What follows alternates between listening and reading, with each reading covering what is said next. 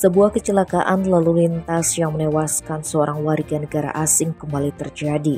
Kali ini kecelakaan lalu lintas itu terjadi di Jalan Raya Tula Desa Batukande, Kecamatan Nusa Penida, Senin 22 Januari.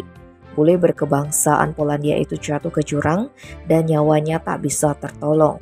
Informasi di lapangan menyebutkan peristiwa itu bermula ketika korban yang berjenis kelamin laki-laki berinisial DP 26 tahun bersama kekasihnya berinisial AB 26 tahun mengendarai sepeda motor Lexi datang dari arah selatan ke utara dan hendak balik haluan.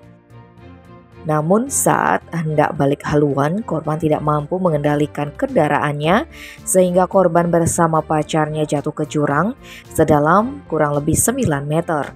Kapolsek Nusa Penida Kompol Ide Bagus Putra Sumerte yang dikonfirmasi membenarkan perihal kecelakaan lalu lintas tersebut. Evakuasi dilakukan oleh petugas dibantu warga setempat. Ia menyebutkan jika kecelakaan itu merenggut nyawa AB setelah mengalami cedera kepala berat. Korban sendiri menginap di Bagus Cottage di Jalan Raya Sental, Desa Pet, Kecamatan Nusa Penida, Kelungkung. Dan selanjutnya korban DP beserta jenazah sang kekasih rencananya akan dikirim ke Bali Daratan. Tim Bali Express melaporkan.